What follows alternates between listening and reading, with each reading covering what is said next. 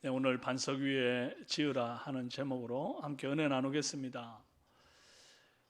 여러분이 좋아하는 세계적인 축구 스타 손흥민 선수의 아버지가 손웅정 선수입니다. 이분도 역시 젊은 시절 프로 축구 선수였어요.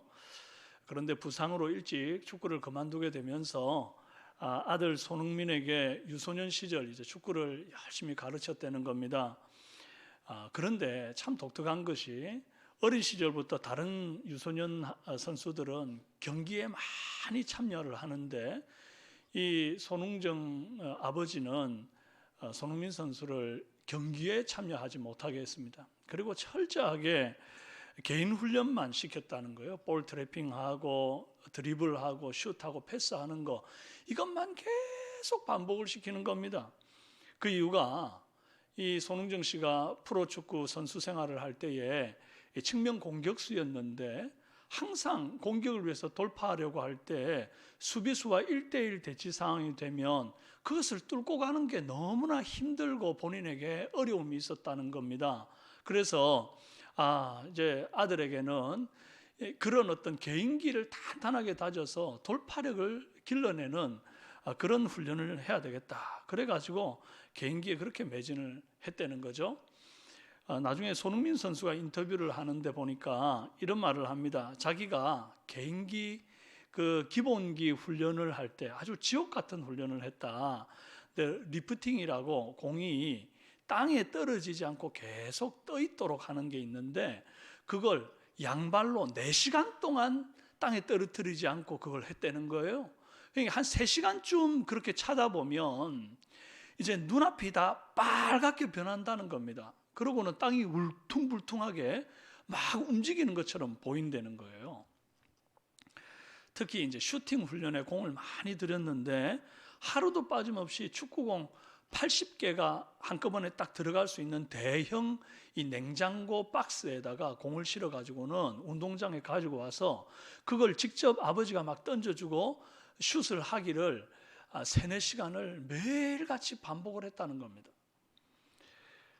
그래서 또 왼발이 사람이 항상 자유롭지 못하고 늘 자기 쓰는 주발이 있으니까 오른발에 익숙하니까 왼발에 익숙하게 길들여 놓으려고 신발도 왼발부터 신게 하고 신발 끈도 왼발부터 묶게 하고 이제 그런 아주 철저한 기본기를 다졌다는 거죠. 그래서 오늘날에 이런 슈퍼스타가 되고 딱 공 잡아서 슛만 하면 무조건 들어가는 손흥민 존이라는 것이 만들어질 정도로 그렇게 대단한 축구 선수가 된 겁니다. 세상 모든 일이 이렇게 기본기가 중요합니다. 하물며 사탄과 싸우는 이 영적 전투에 있어서 기본기가 얼마나 더 중요하겠냐 하는 거예요. 오늘 말씀은 기초공사의 중요성을 돌아보게 하는 말씀입니다. 사상누각이라는 말이 있어요. 윗상, 다락루, 집각, 모래사가 제일 앞에 나오죠. 모래 위에 지은 큰 다락집이라는 말입니다. PPT가 안 넘어가네요. 예. 지혜로운 사람과 어리석은 사람을 나누는 기준이 뭘까요?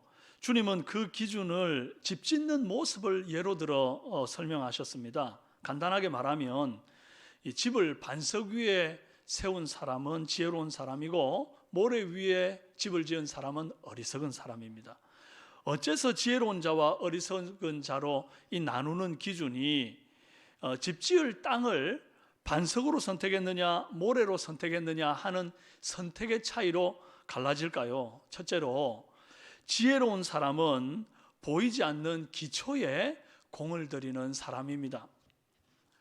기초에 공들여야 한다는 사실 매우 중요하고 누구나 다 아는 사실이지만 이거 정말 그렇게 실천해내는 사람이 많지 않습니다. 오늘 비유의 말씀에는 2명의 건축가가 집을 짓지요. 같은 날 같은 시간에 집을 짓기 시작했는데 건물을 올리는 속도가 눈에 보일 정도로 차이가 나는 거죠. 모래 위에 집을 짓는 사람은 바닥 고르고 수평 잡는 작업이 너무 쉽고 빨라가지고 금세 기둥 박고 벽돌 쌓고 집을 그냥 뚝딱 지어내는 겁니다. 그 집을 이제 예로 들면 이렇습니다. 1년이 안 돼서 멋지게 집을 지었는데 이제 실평수 40평, 바닥은 옥장판, 셰시는 KCC, 그다음에 보일러는 귀뚜라미 가스 보일러 이렇게 넣었다 칩시다. 그렇게 딱 짓고 한쪽에서는 이제 집 잘 지었다고 완공 축하하고 파티하고 있는데, 저만치 보니까 같이 집을 짓기 시작한 사람이 아직도 바닥만 고르고 있는 거예요. 가만 보니까 기초가 반석입니다. 울퉁불퉁 튀어나온 그 반석을 평평하게 고르기 위해서 정으로 망치로 두드려가 쪼우고, 그것을 또 쪼아낸 것들은 움푹 들어간 곳에다가 또 채워 넣어가지고 평탄화를 시키는 거예요. 사람들은 생각했습니다. 얼마나 대단한 집을 짓길래 아직도 건축을 못하고 저렇게 바닥만 다지는가. 기대감을 가지고 대단한 집 짓기를 기다렸습니다. 그런데 한 2년이나 걸쳐서 기초공사를 마치고 그 뒤에 1년 만에 집을 지어서 총 공사기간 한 3년 걸렸다 합시다. 드디어 완공했는데 보니까 모래 위에 집 지은 사람이랑 집이 똑같은 겁니다. 실평수 40평에 바닥도 옥장판, 셰시는 KCC, 귀뚜라미 보일러 이렇게 넣었다 칩시다.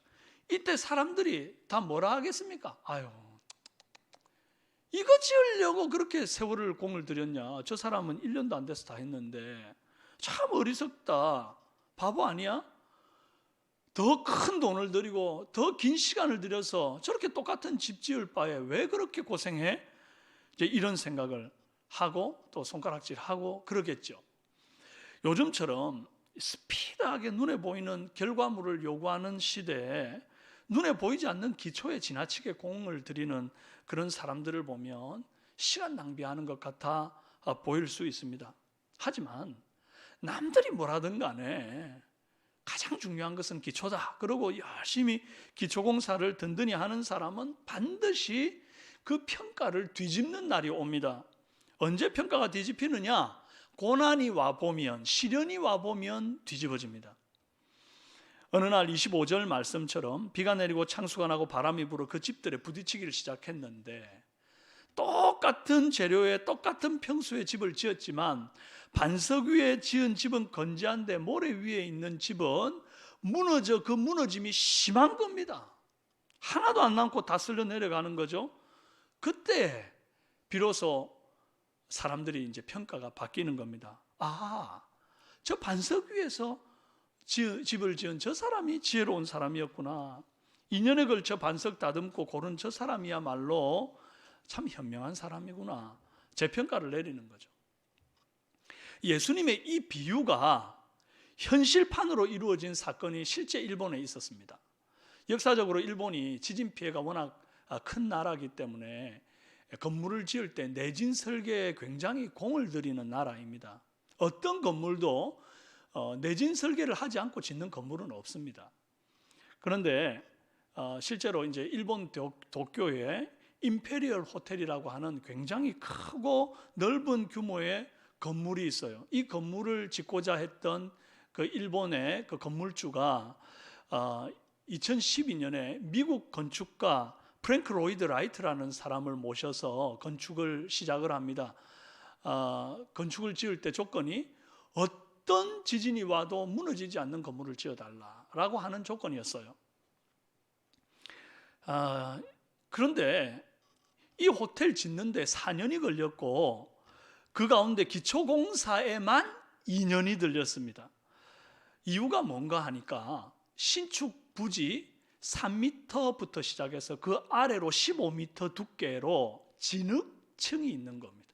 아주 유동적이고 움직임이 있는 무른 땅, 진흙층이 있는 거예요. 거기에다가 이제 기초공사를 위해서 말뚝을 이렇게 큰 걸 박아버리면 물이 쭉쭉쭉쭉 이렇게 올라오는 겁니다. 그러니까 전문가들이 전부 다 100이면 100, 이 위에 건물 짓는 건 불가능하다. 설사 지었다고 할지라도 얼마 못 가 다 무너져 버릴 것이다. 이제 그렇게 말을 했어요. 이 진흙 땅 위에, 그런데도 불구하고 이 프랭크 로이드 라이트는 끝까지 신념을 가지고 건물을 짓는데 배들을 연결하는 것 같은 방식으로 굉장히 촘촘하게 서로 이어서 그렇게 건축을 해냅니다.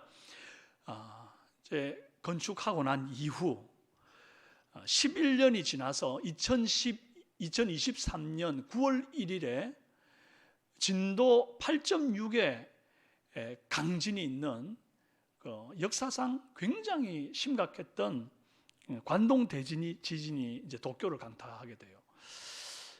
이날 가옥 11만 채가 무너지고 불이 탑니다. 그리고 이 지진으로 14만 2천 명이 사망을 하고 3만 7천 명이 실종되었습니다. 일본 열도가 말이죠, 마치 전쟁 이후에 정말 회복이 불가능한 어떤 쑥밭이 되는 것처럼 그렇게 변화해 버렸어요. 그런데 이 재난 속에 아무 일도 없는 것처럼 건재하게 서 있는 건물 한 채가 있었는데 그것이 바로 임페리얼 호텔이었습니다. 그래서 많이 이제 집들이 무너지고 불이 타고 뭐 이래 놓으니까 이제 사람들이 오갈 데가 없잖아요. 그 임페리얼 호텔로 모여가지고 피난촌으로 이렇게 썼다는 겁니다. 그 임페리얼 호텔 건물 한번 보여주실 수 있으면 참 좋겠는데, 안 됩니까? 준비를 다 했는데 못 보여드려서 참 안타깝습니다. 그렇게 이제 잘 지어졌던 임페리얼 호텔은 결국 기초공사의 영향이었다 하는 거죠. 이제 그때 비로소 사람들의 이제 평가가 바뀝니다. 야, 저 진흙땅에다가 건물 짓는 거 저 불가능하다 그랬는데, 그래서 저 진흙땅 위에 건물 짓는 저 어리석은 건축가를 보라고 손가락질 많이 했는데, 막상 지진이 딱 일어나니까 이게 이 펄스가 진동이라 그러잖아요. 이게 땅에서부터 막 올라오다가 유동적인 진흙땅에서 이 충격이 다 흡수되어 버려 가지고 건물이 아주 건재하게 서 있을 수 있었다는 것을 뒤늦게 이제 발견하게 되는 거죠. 이 큰 시련, 이 지진이라는 시련이 오고 나니까 건축가에 대한 재평가가 이루어집니다. 그래서 일본 역사상 가장 위대한 건축가로 그렇게 인정을 받게 됩니다.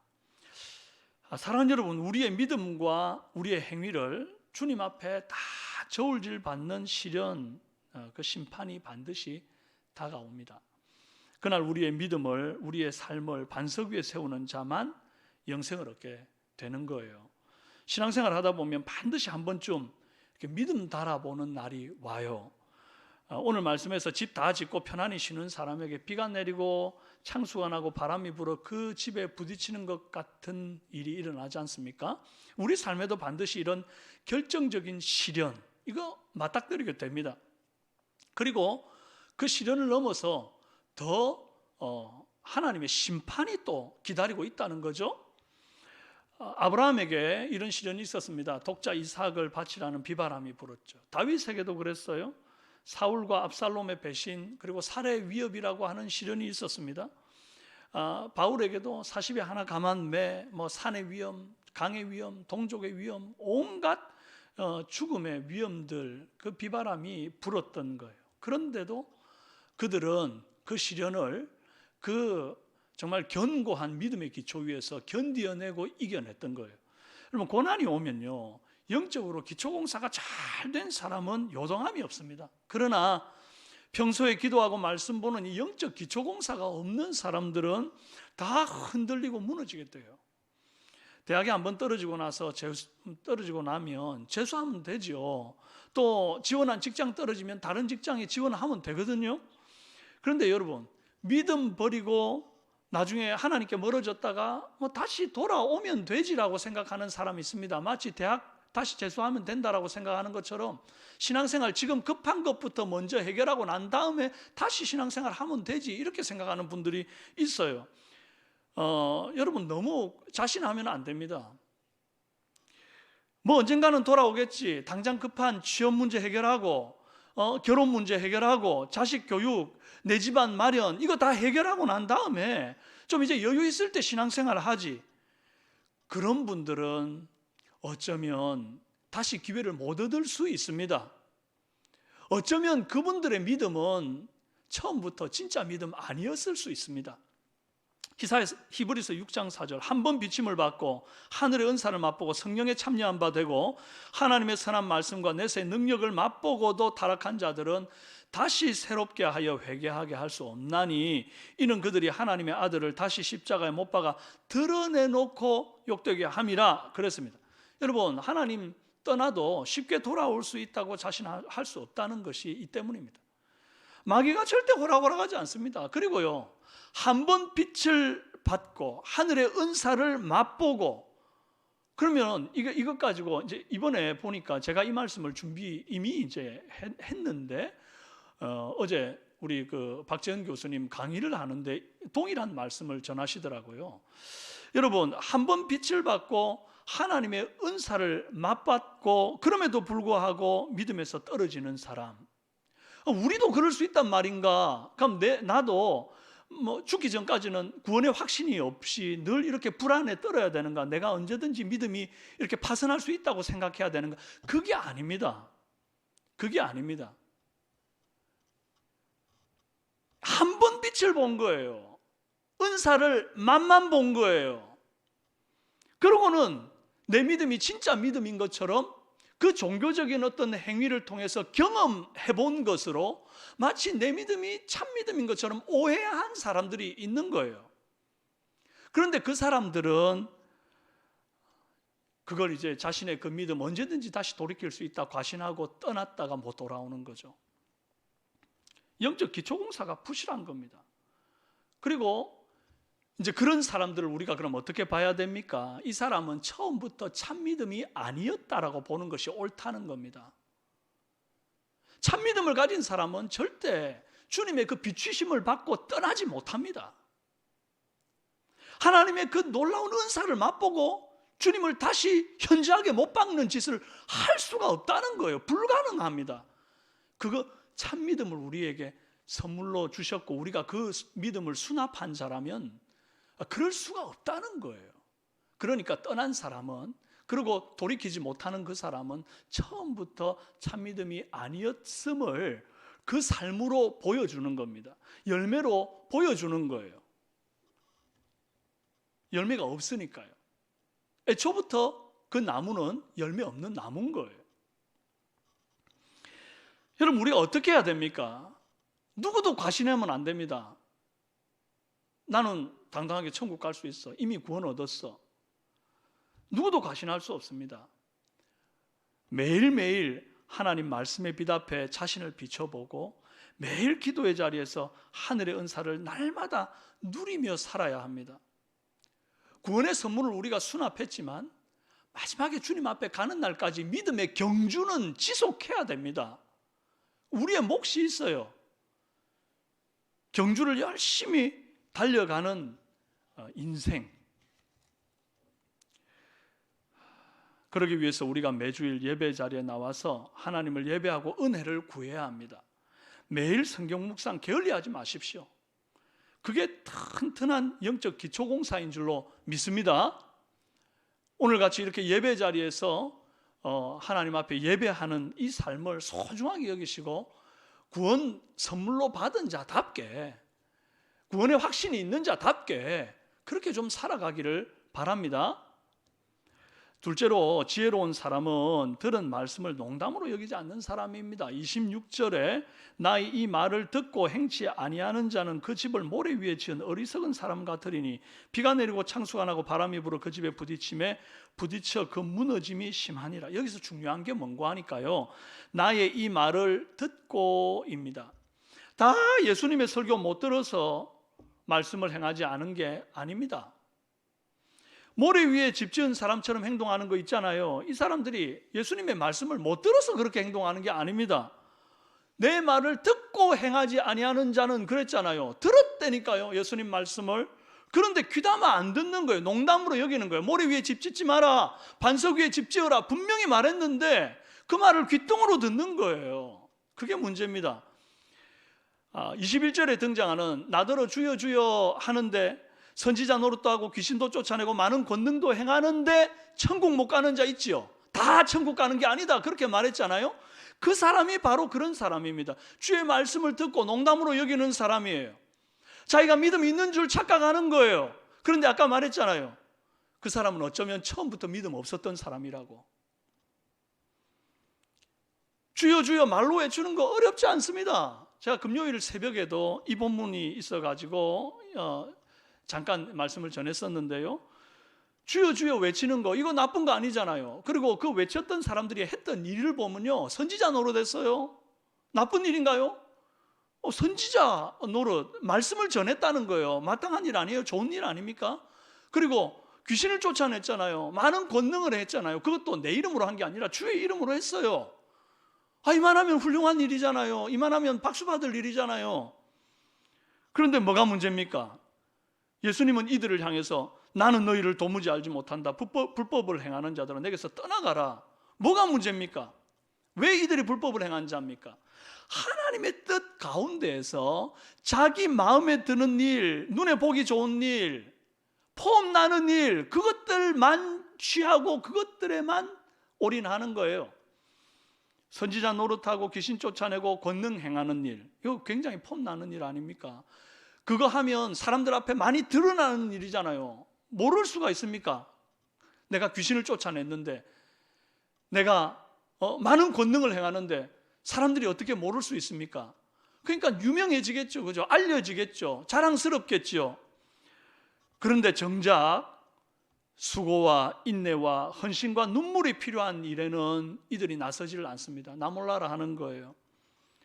그래서 그런 어떤 종교적인 드러남, 그런 것들에 마음 쓰는 사람들, 거기에만 힘쓰고 정작 고난의 길은 피하는 사람들을 두고 주님이 아주 불법을 행하는 자들아 이리 말합니다. 예수를 믿지만 종교적인 행위로 큰 문, 큰 길 가기를 좋아하는 사람들이 있습니다. 폼나는 길이죠. 바리새인과 서기관들이 그랬습니다. 사람들 앞에 아주 폼나게 말이죠. 막 옷수를 늘어뜨리고 말이죠. 기도할 때도 나는 세리와 다릅니다 막 이러면서, 나는 늘 11조를 하나님 앞에 드리고요, 나는 뭐 이거 하고 저거 하고 자기 공로를 막 앞세우는 거죠.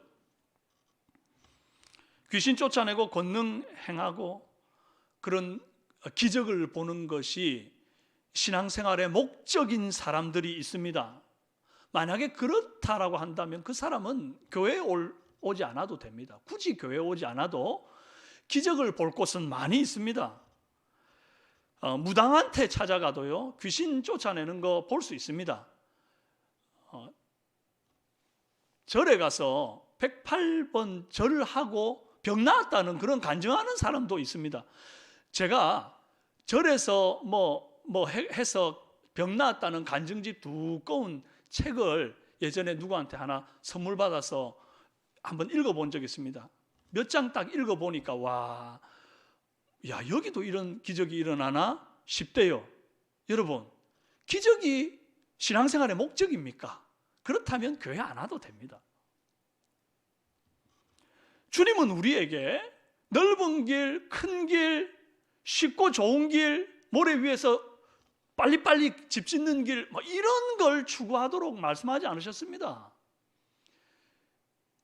선지자 노릇, 권능 행하고 기적 행하는 거, 그것 박수치도록 그렇게 말씀하지 않았습니다. 주님 뭐 하라 그러십니까? 좁은 문 가라, 좁은 길 가라, 십자가 길 가라, 그렇게 주님이 말씀하시는 것 아닙니까?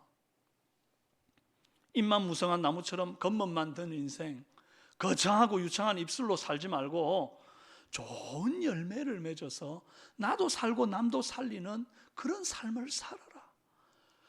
삶에 초점을 맞추는 게 우리 주님이세요. 하나님은 절대로 속지 않습니다. 선지자 노릇으로, 귀신 쫓아내는 일로, 권능 행하는 일로 사람들 눈에 경건하게 보일 수 있어요. 거룩한 성도처럼 보일 수 있어요. 그렇게 사람은 속일 수 있을지 몰라도 주님 눈은 못 속입니다.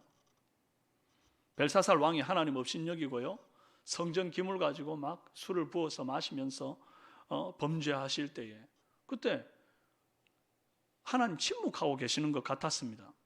그런데 하나님의 때가 되니까 그냥 손가락이 팍 나타나더니 분벽에 글을 써 메네 데케를 우바르신 달아보고 달아보았더니 모자란 바 되었다. 그래서 뭐예요? 쪼개어버리겠다. 그리고 그날 밤에 벨사살이 죽임을 당합니다. 주님 다 보고 계십니다.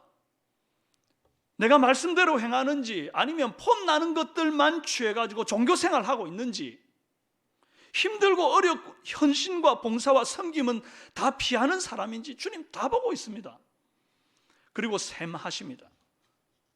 때가 되어 마침내 우리 주님 정하신 그날에, 그때에 심판의 홍수가 불어닥치는 것처럼, 마치 분벽에 글씨를 쓰시며 메네 데케를 우바르신 하는 것처럼 주님이 반드시 셈하시는 날이 온다는 거예요. 하나님 경고하셨습니다. 비가 내리고 창수가 나고 바람이 불어 그 집에 부딪혀오는 날 있다고. 22절, 그 날에 많은 사람이 나더러 주여 주여 우리가 주의 이름으로 선지자 노릇 귀신 쫓아내고 많은 권능 행했잖아요. 23절, 그 때에 내가 너희에게 밝히 말하되 내가 너희 도무지 알지 못하니 불법 행하는 자들아 내게서 떠나가라. 자, 22절에 그 날에 그랬죠. 23절에 그 때에 그랬죠. 그때가 반드시 온다는 것 아닙니까? 노아 홍수 때 백성들에게 심판 경고했습니다. 반드시 홍수로 세상 심판하는 날 온다고. 근데 사람들이 다 농담으로 여겼습니다. 그리고 비가 오고 창수가 나던 날 다 물에 떠내려가 수장당하고 말았습니다. 그 날과 그때가 반드시 온다는 말씀을 듣고도 말씀을 행치 않는 자가 어리석은 자입니다. 주여 주여 하면서 그럴싸한 종교적인 행위를 하고도 지옥 갈 자가 그들이고, 그 자가 바로 모래 위에 집 짓는 자들입니다. 오늘 우리는 마태복음 7장 20절에서 29절까지 이 말씀을 설교로 다시 한번 듣습니다. 주님의 경고의 말씀을 우리가 다시 한번 들은 거예요. 모래 위에 집 짓는 어리석은 사람 되지 말라고, 말씀을 행할 때에 쉬운 것, 입맛에 맞는 것만 골라서 행하지 말고 불편하고 힘든 것은 버리는 사람 되지 말라고, 영적인 기초공사 하듯이 끈기 있게 매일 기도와 말씀으로 무장하라고 다 들었습니다. 그런데도 말씀대로 행하지 아니하는 자는 이제 21세기 모래 위에 집 짓는 어리석은 자가 되는 것이죠. 셋째로, 지혜로운 사람은 어떤 사람인가? 참된 반석이 뭔지를 정확히 아는 자입니다. 세상 사람들은 돈이 많으면 안전할 줄을 압니다. 거기가 반석인 줄 알아요. 그래서 눈만 뜨면 돈 모으고 돈 버는 거에 전력합니다. 어떤 이는 학벌과 스펙이 반석인 줄 압니다. 그래서 열심히 반석 다지듯이 학력을 추구합니다. 어떤 이는 동아줄같이 든든한 인맥이 반석인 줄 압니다. 그래서 열심히 사람 만나고 인맥 다집니다. 그러나 그거 반석 아닙니다. 그러면 주여 주여 했던 자들, 주의 이름으로 선지자 노릇하고 귀신 쫓아내고 주의 이름으로 많은 권능 행했던 사람들은 무엇을 반석으로 여겼나? 그런 종교적인 자신의 열심을 반석으로 여긴 겁니다. 그러니까 그들이 예수님 앞에 나왔을 때 따지듯이 말하잖아요. 내가 이 정도 한 거 주님 보셨지 않습니까? 내 이름으로 한 것도 아니고 선지자 노릇 주님의 이름으로 했지 않습니까? 이 정도면 천국 가야죠. 내가 주의 이름으로 귀신 쫓아내느라고 평생을 바쳤습니다. 이 정도면 나 천국 들여보내주셔야죠. 내가 주의 이름으로 많은 권능 행하느라고 내 삶을 온전히 헌신했습니다. 이 정도 했으니 천국 가는 거 아닙니까? 이만하면 됐잖아요. 이만하면 의롭잖아요. 그렇게 예수님 앞에 따지는 거예요. 그런데 천만의 말씀입니다. 우리 의는 다 더러운 누더기 같아요. 의는 없나니 하나도 없다 했습니다. 모든 사람이 죄를 범하였으며 하나님의 영광에 이르지 못한다 했습니다. 우리의 의로 가는 게 아니에요. 천국은 오로지 100% 순도 높은 믿음으로 가는 겁니다. 근데 그 순도 높은 믿음이 내 안에서 나오는 게 아니라 주님이 선물로 주셔서 우리는 그저 수납한 것뿐이에요. 이 수납한 것도 그러면 내가 받았으니까, 받는 행위를 했으니까 나도 뭔가 한 게 있네. 손뼉이 마주쳐야지 박수 소리가 나는 거지, 하나님이 준다고 해서 내가 안 받았으면 박수 소리 안 나는 거 아니야? 그러면서 나한테 공로를 돌릴 수 있습니까? 절대 없습니다. 여러분, 누가 선물을 줄 때 받으면 그게 내 공로입니까? 100% 그 선물을 주는 이의 공로입니다. 나는 그저 받는 것뿐이죠. 이 받는 것을 무슨 공로라 하겠습니까? 은혜죠. 받는 것은. 그러므로 구원은 철저하게 100% 믿음으로 받는 것이고, 주님이 주셔서 받는 것이고, 나로부터가 아니라 주님으로부터 오는 거예요. 할렐루야. 그런데 내 의가 자꾸 높아지는 사람들이 있습니다. 특별히 교회에서 많이 헌신하는 자들이 이런 이제 자신의 의를 드러내는 경우가 많이 있습니다. 내가 이만큼 헌금했다. 나 이만큼 교회에서 헌신하며 살았다. 내 봉사 얼마나 많이 했는데, 하나님 이쯤 하면 내가 천국 가야 되는 것 아닙니까? 이쯤 하면 내가, 그러면서 하나님 앞에 내세울 것들을 가지고 있는 사람들이에요. 이게 참 무서운 겁니다. 그게 다 모래입니다. 모래 위에 내가 집 짓는 겁니다. 내 신앙의 행위 위에 집을 짓는 거예요. 다 무너지는 거예요. 그러므로 예수님이 이 말을 듣고 행하는 자는 그 집을 반석 위에 지은 사람 같다, 그렇게 말씀하셨잖아요. 이 말 뜻이 뭡니까? 이 말을 듣고 행한다 하니까 말씀을 그러면 100% 내가 행해서 내 행위로 간다는 그 말이 아닙니다. 100% 내가 막 말씀을 다 지켜 행해야 된다, 그 말 아니라는 거예요. 율법의 말씀을 100% 행하는 자가 반석 위에 집 짓는 자고 지혜로운 사람이면 누가 그 일을 해내겠습니까? 불가능한 일입니다. 우리는 비록 몸으로는 경건한 척 살 수 있을지 몰라도 마음으로 생각으로 끊임없이 범죄하고 있기 때문에 불가능합니다. 내가 내 능력으로 말씀을 100% 행해서 반석 위에 서는 게 아니에요. 뭐가 반석이죠? 고린도전서 10장입니다. 함께 한번 읽어볼까요? 시작. 우리 조상들이 시작. 다 같은 신령한 음료를 마셨으니 이는 그들을 따르는 신령한 반석으로부터 마셨음에 그 반석은 곧 그리스도시라. 할렐루야. 그 반석이 뭐라고요? 그리스도시라. 예수님이 반석입니다. 예수님이.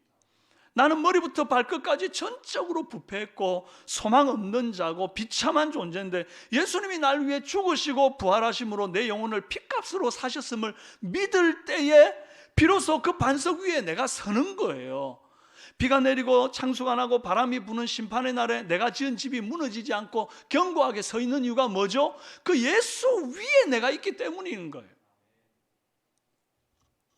내 공로는 없습니다. 반석 덕분에 내가 지은 그 집이 서 있는 거예요. 반석이 아니면 내가 지은 집 하나도 안 남고 다 무너지는 거예요.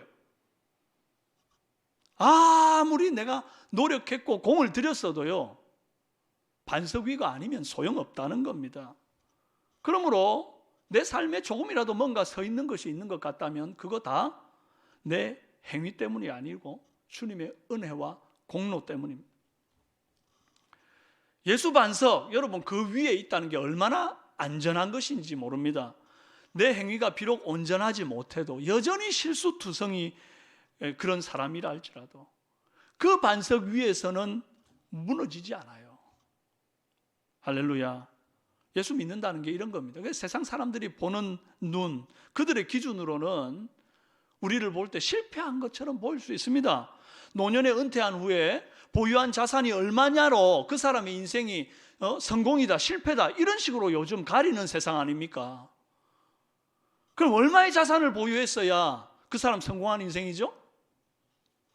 집 한 채 없을 수도 있잖아요. 그러면 그 사람 실패한 인생입니까? 아닙니다. 예수 위에 서 있는 사람이라면, 내가 예수 그리스도를 믿어 구원 얻은 인생이라면 그 인생 가치롭습니다. 그 살아온 인생 주님께 기억됨이 있습니다. 절대 무너지지 않습니다. 우리 주님 오시는 날에 당당하게 그 반석 위에서 주님 만납니다. 반면에 예수 없이 세상적으로 부와 명성 쌓아가지고 막 자산이 한 100억이나 되어도 그 인생 모래 위에 서 있는 겁니다. 주님 오시는 날 다 무너집니다. 자식들이 서울의 유수한 대학을 나오고 의사, 판사, 온갖 걸 다 해도 예수 위에 세워진 집이 아니면요, 그거 다 무너질 모래 위에 세운 사상누각입니다. 비록 내 자식이 세상 기준으로 볼 때 남들보다 좀 못할 수 있어요. 몸이 아파서 또 혹은 장애가 있어서 제대로 꿈을 펼쳐보지 못하기 때문에 부모의 마음이 무너져 내리는 그런 분들도 있을 겁니다. 그럼에도 불구하고 그 자녀가 예수 믿고 그 반석 위에 서 있는 자녀라면 그 자녀의 미래는 누구보다 빛나는 미래예요. 할렐루야. 할렐루야. 하나님 나라에서 누구보다 빛나는 존재로 굳건히 서 있을 겁니다. 그러니 여러분의 자녀를 세상 기준으로 비교해서 탓하거나 실망하지 마십시오. 예수 위에 살게만 하십시오. 저도 그게 제 인생의 우리 자녀 교육의 목표입니다. 그것이 부모가 해줄 수 있는 가장 위대한 유산입니다. 사랑하는 여러분, 여러분은 지금 반석 위에 집 짓고 계신 거 맞지요? 예수 그 반석 위에 여러분의 삶을 잘 건축하시기 바랍니다. 말씀을 농담으로 여기지 말고 영원토록 없어지지 아니할 이 견고한 말씀을 재료로 삼고 매일매일 영적 기초공사를 하듯이 하루하루 말씀 묵상, 우리 매일 성경으로 우리가 매일 말씀 묵상하지 않습니까? 여러분 집이 멀거나 여러 가지 형편 속에서 새벽 예배를 나올 수 없다면 아침에 출근길에 꼭 영상으로라도 설교 말씀 들으시면서 매일 성경을 묵상해 나가시기 바랍니다. 혼자 하기 힘드시니까 또 이렇게 동역자들이 함께하고 사역자들이 또 밀고 당겨가면서 매일매일 우리가 이 영적인 삶을 반석 위에 건축해 나가는 것 아니겠습니까? 이게 아무것도 아닌 것 같아도요, 이 말씀의 묵상이 계속해서 반복되어질 때에 우리가 말씀 속에서 정말 흔들리지 않는 견고한 확신 정도가 아니라 이제 삶의 질도 굉장히 윤택해지는 겁니다. 그렇게 되기를 바랍니다. 그리고 매일매일 하나님 앞에 기도하기를 쉬지 않는 은혜 있기를 주님의 이름으로 축원합니다. 함께 기도하겠습니다. 살아계신 하나님 아버지, 반석 위에 집 짓는 인생 되기를 원합니다. 주님의 이 말을